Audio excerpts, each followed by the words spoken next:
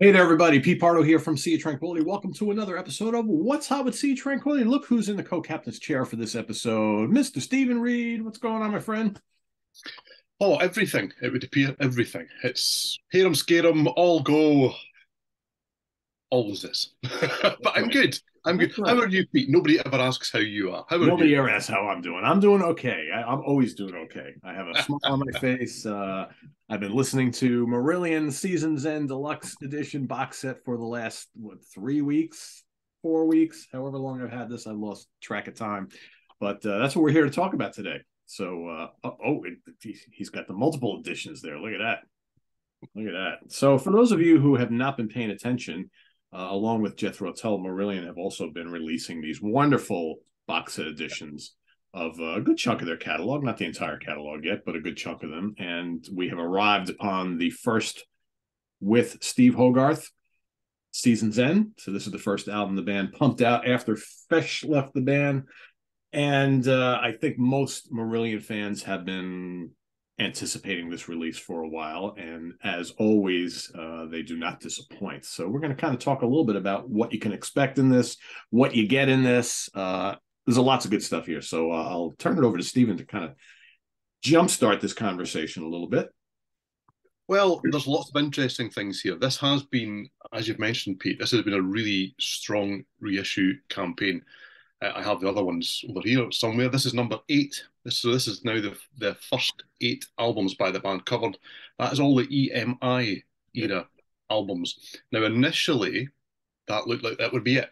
This would be the last time these are ever going to be reissued. So they say. We've heard all that before, but it feels definitive. You do have to wonder what more they could possibly add.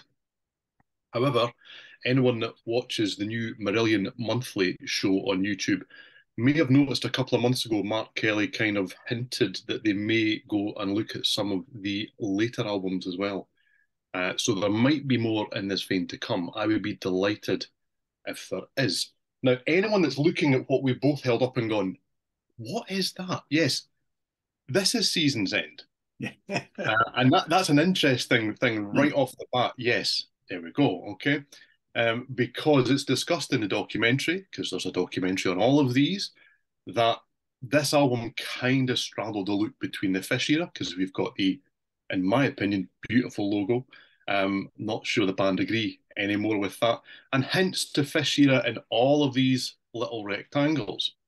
Okay. So And there are, rectangles to triangles, you get yeah, the elements are still here, but it's just presented differently. Yeah. yes, there are nods, I would suggest, and the kind of fishisms, the chameleon and the feather and the jester, have all kind of been along with the logo. Yeah. And it's understandable. And some of the deluxe packages have varied the artwork a little bit. This is the first one that, when it came through the post, I thought, what is this? When I opened the box, I thought, I didn't order this. Yeah, it's And like, I it's like read they're it, I went, taking a little school from the what Rush did? school of things because all the Rush reissues have had Yes. totally changed the album cover. You kind of get a similar feel, but they've changed the artwork a bit. That's kind of when I saw this, I was like, oh, are they doing that too? Right. But I mean, I Well, get I it. think this one officially now has been defishified. Yeah. Yeah. I think Do so. you know? So it feel because to be fair, really after this, they did away with all of those aspects anyway. Yeah. And I suppose there would be record label pressure or just pressure on themselves to kind of say, well, we can't just cut all ties. People need to know it's us.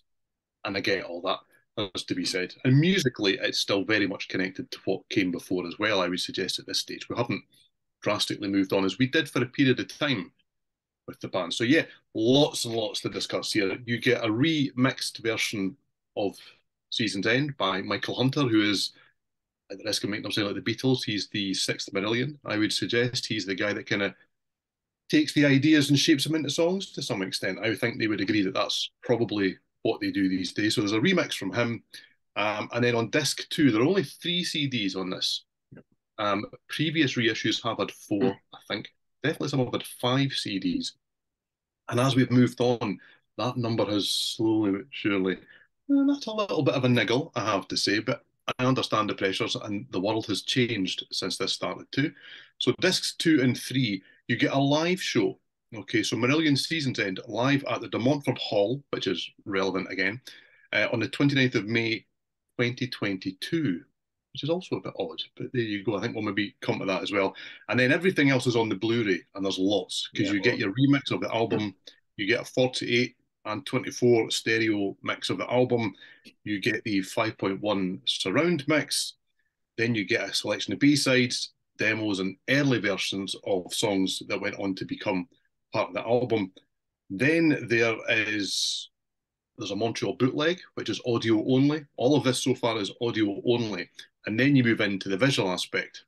You've got the full new documentary, Seasons Change, which have been highlights of this series for me personally. yeah. You've got From Stoke Row to Ipanema. I got it right, quite pleased with that.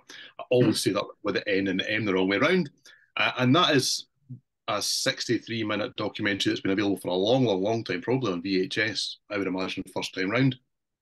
Then you get a Rock Steady concert film. Rock Steady was a show, I believe, on Channel 4 over here, funnily enough, live from the De Montfort Hall. So there's the connections. Marillion have gone back to that venue often, and that's from 1990.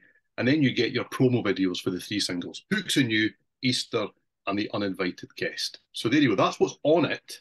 Obviously, I have a vinyl edition sitting here too, which is very, very nice indeed. And this really only has the album on 2 records. And then you have the 2022 live show across the remaining 3. And I'll show some of these as we go on because it's beautiful, as you would expect. So what do you make of the remix, Pete? I think it sounds fabulous. It's funny because I never thought that the original album sounded all that bad, right? I mean, just never. It's one of those albums where I think the songs stand out so strong that you just kind of like, yeah, they just sound great. But after hearing this remix and then going back and listening to the original, I'm like, wow, it kind of breathes new life into this album. And then I've been talking to other people over the last couple of weeks about this, and they're like, yeah, that original album needed a remix. And I'm like, yeah, I never quite thought that. But now that you hear the new mix, you're like, wow, maybe I guess it did. Right. Yeah, Yeah. my initial thought was exactly the same as yours. I listened to this new version and kind of thought, well, that sounds great. Yeah. What I would suggest is it doesn't sound.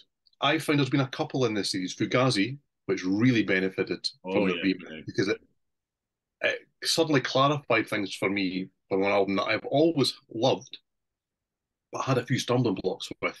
And Holidays in Eden did different things as well. That was noticeably different to my ears, not necessarily in a positive way. Not that it sounds bad, it just maybe highlighted aspects that I kind of went, oh, don't know if I needed to hear that more than I had previously.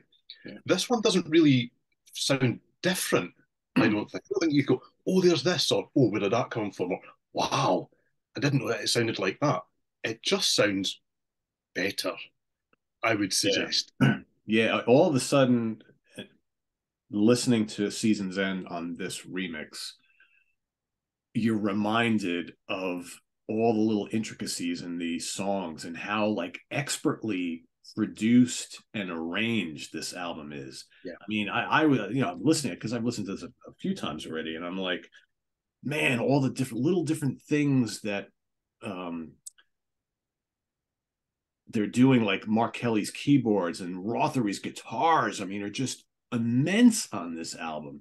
And all the way it's all set up, I mean, just it's fascinating because I think that there's a certain, I mean, don't get me wrong, I love the 4 albums they did with Fish, obviously. But it's funny when you listen to this album, there's almost like a sophistication here that you don't quite get on those early albums. I think you do a little bit on Clutching, right? And Misplaced, I guess, as well, right? But I think that this goes to another level from a production standpoint and an arranging standpoint. This to me, all these years later, now sounds, and it always has, I guess, but the new mix, just everything is just so, the clarity of this album now is just immense. And I'm sitting here, I listened to it again last night. I actually went to bed and I put it on the TV, and I was like, like Easter is just amazing. It's a great song, but like all of a sudden I'm like, man, listen to that.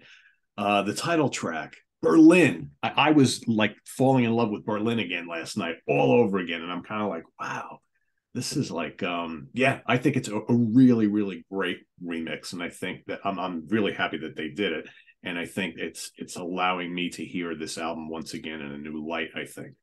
And for those people who maybe have never listened to this album and decide they want to go listen to the remix and have that be your first ever exposure to this album, you're in for a treat. Yeah, I mean, the production by Nick Davis, I think, on the original was excellent. It's not cluttered. Everyone kind of gets their moment, but I think that the new remix really heightens the strongest aspects of each of the song. I mean, Easter is known for its guitar solo. That is like, you think Steve Rothery, a lot of people kind of go, oh, Easter.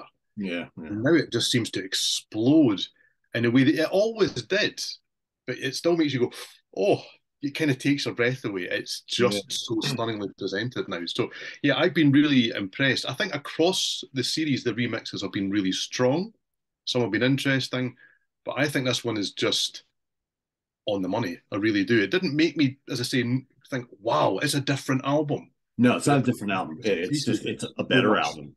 It's Yeah. a better album, and you could tell it right off the bat with the King of Sunset Town as it comes in. I mean, because they've got that long intro in the beginning, and Rothery's all these different guitar effects and layers going on, and you're like, wow. It's like I always like this song, but man, how can you not love this song now, right? It's just yeah. For me, I think Season's End was always an album that stood out for me anyway, historically, as a really, really good album that was driven by, like, for me, like four outstanding songs and then a bunch of other really good songs. Yeah. Now I'm like, this is an outstanding album start to finish. There's no doubt about it. And the four great songs are still great, but now all of a sudden I'm hearing some of these. I mean, I was, again, because I wanted to revisit this yesterday again, before we talked this today, and I was listening to Hooks in You, and I'm like, this is a great song too. I'm like, I love I love how it's described in the documentary by Pete Travis, the bassist. He goes, "It's maybe our Van Halen moment," or yeah, what that exactly. effect. He got, and do you know, it actually made me with the new remix. It made me listen to it and go, "Wow, it is, isn't it?" I never realized, dun, dun, dun, dun, dun, dun, dun, dun, and you think that is really Van Halen of the era. I mean, it's not Yeah, like the first Van yeah. Halen albums, but you do listen to it and kind of go, wow, I just never connected those dots before. There'll be people in the comments going, duh, but I just never connected those dots before. You go, yeah, okay, it really is quite blatant in actual fact. It kind of is, and I've been listening to the new Winger a lot of late because that just came out and I just reviewed that. But I was sitting and listening to it last night. I'm like, that could have fit on one of those first two Winger albums easily, right? It's like it's like Marillion's little kind of glamour hair metal kind of moment, but it Yeah. actually really works, and it's almost like kind of like the second cousin to Incommunicado in a weird little way, right? In a weird kind of, yeah. Yeah, There are a lot of similarities, I think. I mean, obviously, there's a different singer here compared to what had come before. yeah, But I think what you touched on earlier with, I've always viewed Clutching at Straws and Season's End as kind of cousins, brothers, sisters, they whatever had a you want similar to. feel, right? Yeah, I there's mean, I know there's a mix of writing sessions and when it was written for what and various things like that. But I've always thought that this album had more similarities with Clutching than Clutching does with Misplaced Childhood, even yeah, I would though agree. there's a lot of connection between those two as well. And that's why I've often found it a bit of a struggle when people go, I don't like Seasons End. And maybe it is just a vocal thing. I Yeah. love Hogarth. I make no bones about that.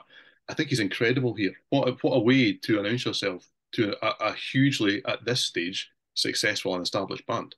Yeah, yeah. He. It's a very emotional album. I think you touched on it with the comparisons to Clutching, because I think Clutching is a very moody, emotional album that is interspersed with these moments of big and bright and happy. This album is very similar. When I listen to this album start to finish, it's like being on an emotional roller coaster. I mean, I've said it recently. I've been saying it for years. When I listen to the title track, I get very emotional. That probably affects me more on like that kind of standpoint where it just gets me. And maybe it's the melody lines, you know, the lyrics he's singing, just it just brings me to tears, and not tears of sadness, but it's just like it's heavy, but not heavy in a way. It's just the song is so emotional, and again, I'm listening to it yesterday. I'm like, oh man, and you just want to play it again and play it again, and it just I don't know many songs that affect me that way. And again, I think a lot of it has to do with his vocal performance on it. You know, the guitars, it's just the guitar solo. It's just, man, it just, I hear it and it just like, just grabs me and just like, it's, yeah, not a lot of songs do that to me. It's a very emotive album, yes, Yeah. definitely. And I do things. I think what strikes me as well is a lot of this transferred really well into the live arena Yeah. for those reasons. The space and Berlin and Hooks and You as well is an amazing experience live because it Yeah. is just that punchy number that kind of cleanses the palate and then we move on to something else. And I like that. And some of the, and people won't necessarily agree, lesser moments, for want of a better turn of phrase. The Uninvited Guest has never been a massive favourite of mine, which surprises people. But it does seem to have had a little bit of a new life kind of breathed into it here. I have thoroughly enjoyed revisiting that song as well. So, yeah, I'm very impressed with it. What do you think of the bonus material, of which there's loads? What do you make of the live show that's on the two CDs? It's great. It's great because, you know, you get to hear like all sorts of, you know, you get to hear the album, which is great, and then a couple other favorites, which is kind of cool. But I think it sounds great to hear these songs all these years later. And, you know, Steve sounds great on it. You know, the band, obviously, they're better than ever musically speaking. So yeah, it's fantastic. And I originally, when I first got the box set, I didn't do a lot of research on what was coming in it. So I kind of put it in and I'm like, oh, this stuff, I was listening to the live album and I'm like, this sounds great. And then I looked at when it was recorded and I'm like, oh, that's interesting. It's from last year. And then as I was looking over, then I'm like, oh, and there's live stuff on the Blu-ray, and that's from 1990 in the Yeah. same place. I'm like, how cool is that? Right. Yeah. No, Well, they do the Marillion weekends when they do them in the UK are at that venue. So there's been a synergy right the way through. Um, it's interesting because I'm going to be take a little umbrage here, I suppose. What I've thought these boxes have done really well up till this stage, and this one too, is take you to a time and place. yeah. You know, when you put in the Fugazi set, everything there is from that time. Takes you there. It is very much a kind of snapshot of this is where the band were. And obviously the documentary is new, but they're all talking about that era and various things like that. I find it a bit jarring. I mean, disc three here is two songs. They are Yeah. very long songs, I mean. Yeah. So you've got Gaza, which is a controversial Marillion song, and The Leavers, which is one of the new favourites. And they're brilliant on it, absolutely brilliant. But I kind of think, oh, wow, I'm taking forward 24 years, whatever it is, 23 years. It feels a little odd to me. It just kind of took me out of that moment. But then when you hear the live stuff on the Blu-ray, I kind of understand why they've done what they've done because the Montreal bootleg is outstanding. I love it. It's a band that are hungry to kind of show that they're still relevant. The singer's gone, but the new guy's in. Listen to this. How good are we? And there's an energy there, but the sound quality it is billed as a bootleg on it isn't bang on the money. So would you put that on your two audio discs? Probably not. Probably not. The Rock Steady show, which I had on VHS many, many moons ago, I recorded that off the telly, Marillion on the telly. That doesn't happen. It's really good too, but it's not really the live show they went out and did. So I can understand why you wouldn't put that on the CDs. So is this the perfect compromise? I suppose it is. Yeah, absolutely. So I'm being a little churlish because there Yeah. is that disc three that I just kind of go, well, disc three doesn't really belong in this. Well, there's two songs on the disc, and those two songs have no relevance to Season's End. They don't. Or And I would rather yeah, have the whole show than not. So well, I mean, it's a missed opportunity no matter how you look at it because you've got a CD with just two tracks on it. yeah, and they are long, Yeah, and they're but not really that yeah, long. So I mean, you couldn't have figured out a way to get, you know, another 4 or 5 songs or whatever, right? Yeah. yeah. It's I kind mean, of reminds me of like the recent Black Sabbath one. I forget which one it was. One of the recent Black Sabbath box sets. and like one of the CDs has like one song on it. It's like, really? That's all you're gonna do? I mean, I that's mean, all, these two together make roughly, I think, half an hour or 36 minutes in around there. So you don't put it on and go, there's nothing on this disc. But there's yeah. nothing on this to some extent. Um, and we have a loyal viewer, I forget his name, apologies, who has been kind enough over the years to send me a couple of things where he does what he calls unlocks the music on the DVD or the Blu-ray, as it is here. It's a Blu-ray, it's not a DVD. And he can then make files of that. Because I find that what's on the Blu-ray kind of stays on the Blu-ray. I don't really watch stroke listen to Blu-rays very often. And a lot of the bonus material here is on the Blu-ray. So all your B-sides, all your demos are all on there. Now, admittedly, most of this is available elsewhere. You've got like the Mushroom Farm demos. They've been available before. The B-sides obviously are available in a variety of different ways if you want them. But there are, I think, 5 new kind of really early demo moments on this that are only available on this. And I would listen to them regularly, but I probably won't because they're only on the Blu-ray. But as I say, there are cost pressures and things that maybe weren't quite there when this series began. But I say, Megan, I'm being churlish because what is there is really pretty outstanding. Yeah, I mean, you make a good point. I mean, how often are you sitting down in front of your TV and putting Blu-ray, these music Blu-rays on, and oh, let's listen to the bootleg live album on the Blu-ray. It's, for me, we've gotten accustomed, I think, to taking our music with us everywhere, whether you're playing CDs in the car or out in the backyard, or you rip it to iTunes and you have it on your iPad or your phone or whatever. And with the Blu-ray, kind of hard to do that, right? It's got to be a time and a place. So yeah, for me, I made that time to get ready to do this show, and I've gone through all the stuff on here. But when will I do that again? Yeah, I'm the same. I'm exactly the same. Yes, absolutely.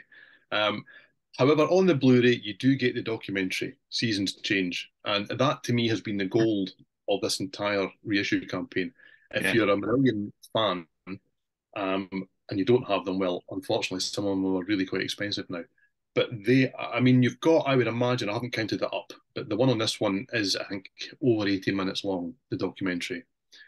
So across these 8 releases, you've got roughly 10 hours worth of the first 8 albums worth of Marillion history from yeah, the band and the important players along the way. So Nick Davis, the producer, is one of the talking heads that's along with the band on this one. And they really do just take you through the construction of how the band came together with Fish leaving and then everything that happened with Steve Hogarth coming in. They had to convince him to join to some extent. You would imagine it would be the other way around because you've got the established superstars at that stage, really. And this guy who was already kind of going, don't know if this music thing's for me, which was very interesting. yeah. And To then, hear him talk about that, how he was really thinking of giving it all up at that point. He's like, yeah. At the same token, what I thought was fascinating is that he says that, but then when they actually go to the manor to start recording the album, he all of a sudden gets all wrapped up in the fact that I'm in a pretty big band making this album, and he's like all giddy and like, yeah, it's like, so he totally changed course over the span of a couple of months, right? So that was kind of cool. yes, absolutely. It's a fascinating experience. And then they take you through the recording of the album, they talk you through each song.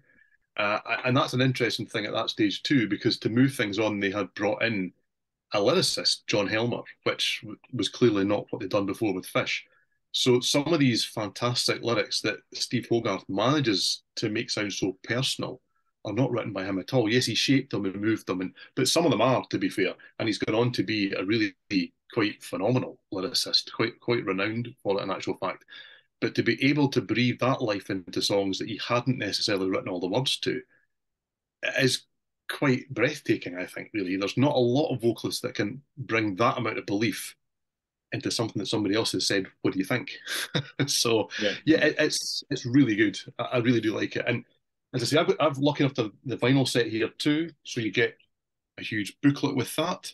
So it repeats obviously the essay that's in the smaller size.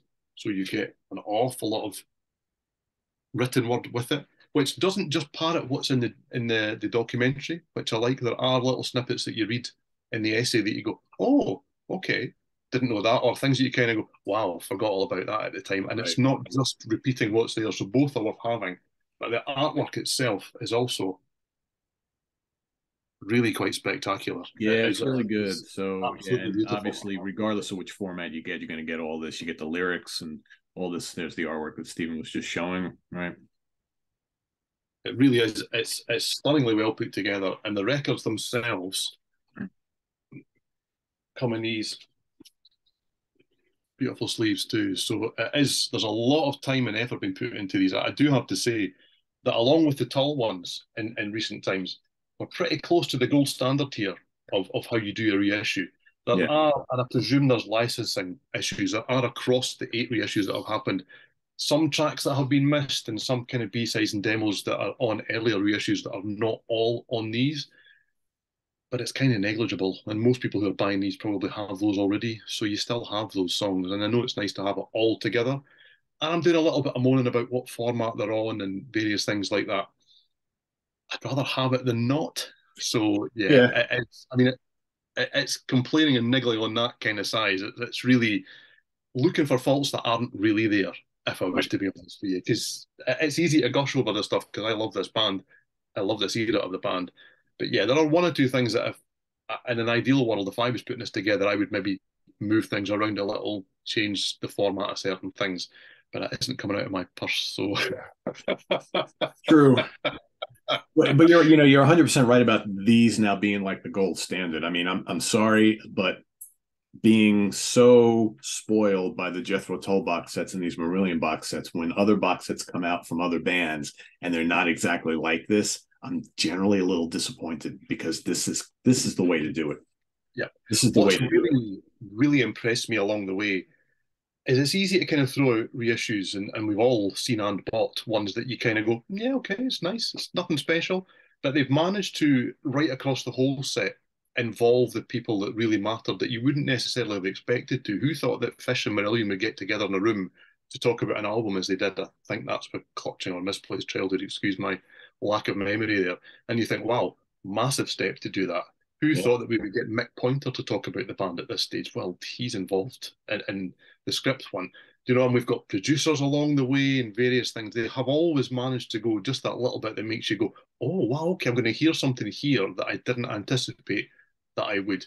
And the documentaries really have been pretty outstanding. I do understand that not every band is now logistically in a position to involve all the band members and producers and various things, whether that just be through age or availability, for want of a better turn of phrase, or willingness, because not all bands can do that, to be fair. right. But it really feels quite complete. It really feels really quite complete. As a completist, I look at these sets and go, yeah, okay, we're probably as close as we could ever have hoped for at this stage with these. So yeah, Yeah, very impressed. yeah, yeah. It's good stuff. I'm pretty impressed with this, and I will say the Rock Steady concert film is really good. And I didn't have that on VHS, so for me, it's yeah. You took the words right out of my mouth. It's him with the white gloves is like, look at this. I'm like, does it seem a little dated, perhaps, but it's just kind of really cool. And the video quality of that concert is not quite like HD, right? It looks like it came from a low quality source, but it's a really good concert. And I think I'm really happy they put it on here, and it's a great performance. So yeah, can't really Yeah, nitpick too much about that sort of thing. yeah. I mean, I saw the band on the season's end tour, so I saw the glass come down, and I saw the gloves, the MIDI gloves, which you get a description of how they came to be invented during this process too. Um, and it was a moment that made you go, wow, something completely different. You look at it now and you kind of go, don't know if it translates quite so well now with everything that's kind of happened since. But I Yeah. do remember as, however, I was 17, 16, 17 at this stage going, wow, look at that. It's amazing. How's that happened? He's just touching the glass. No, And right? it's It's like, he's clearly got all these things coming out the gloves up his sleeves. It's all obviously wired in his back somewhere. I know. Back then you were like, It's a little bizarre. Yeah, it is. It is. but he was such an energetic front man at that stage. He still is, but in a different way. I mean, we're Yeah. all a little older, shall we say. We're going back to 89, 90 here. And he's energetic in an emotional way, I would suggest now. He puts his heart and soul into every concert they play. I would imagine he comes off stage absolutely rinsed, as we would say here. He must be just done But watching him on these early things that have come out, and the Holidays in Eden shows as well, you kind of, wow, he's running about, he's here, he's there. I I remember think him he had something to predicting. prove, right? He had big footsteps to follow in. So I think he was like, you know what, I gotta win this crowd over night after night after night. And he did, right? To his credit. Yeah. Interestingly, what I would maybe suggest as well is having the opportunity to listen to some of those shows, and the 2022 show that's on the CDs. He's better in certain aspects now vocally. Most vocalists, this amount of years later, you'd be going, oh, well, you can kind of see where the holes are now. You listen to the newer stuff and you go, oh, wow, okay. He's improved in age in certain places. He's an impressive guy, he really is. Yeah, for sure. For sure. So I guess the moral of this little episode here is that if you are somewhat of a fan of Season's End, I think you owe it to yourself to go check this out. Because these don't, they only make a certain amount of copies of these and then they're all gone. So now is the time to jump on this. And I don't even know what these retail for, generally speaking. You're about 40 pounds for this, I think. I was going to say about 45 US, I think. You're in around here. So I would suggest very reasonable. I looked up the Clutching at Straws set, which I'm fortunate enough to have back there. And you're heading towards £300 for it now. So if you are thinking to yourself, I'd like this, but I'm not sure, just get it. Just get it now. Because you got to jump on these when they come out, because otherwise, like you said, if you're a year from now, you decide that, oh, now I want it. Well, now it's going to cost you a couple $100s, right? So absolutely, they're good. They fit nice on the shelf. Like I said, they're all hardback. Lovely, really nice things. Really nice things. Really well put together. Just no complaints about this at all. This is the way to go for the multi-disc reissues, I think. Yep, exactly. Yeah. So there you have it, everybody. Season's End Deluxe Edition box set. Go get it. It's wonderful. It's lovely. And if you want the vinyl version, there you go. You just don't get the Blu-ray stuff on there, but you get all the audio is included there. Very, very cool. So you get both. He's got to have both, right? What do they say? Collect them all, right? Even Talo agrees. Talo's like, get them all. The curse is real, I believe. Is that the Exactly. Well, thanks for watching, everybody. Visit us on the web at www.seatranquility.org. We're on Facebook. We're on YouTube all together all the damn time. Please subscribe if you haven't already and click on that notification bell so you get alert of all of our content as it posts. And please do hit the like button before you leave. We got the links for the Ko-Fi page down below as well as the merch page. So thanks for all of that. And you'll be seeing Steven coming up before you know it on the UK Connection and in the Prague seat. So thanks to him for joining me on this show. We've been talking about doing this for a while. When they first announced this was coming out, we're like, all right, we got to make sure we do this episode pretty close to release date. So I think it came out officially, last week? Or this just Friday, I think. It was just Friday, I think. Yeah. Friday last week. So yeah, it's available now, people. Yeah, so perfect time. So go out and get it. And thanks for watching. For Steven Reid, I am Pete Pardo, and Nuka and Tala. They're both here. The other one's here too. There she is. You want to set up? No? Yeah, forget it. She don't want to play along. Yeah, she's down there. So thanks for watching, everybody. I'm Pete Pardo. Have a good one. Take care. Bye-bye.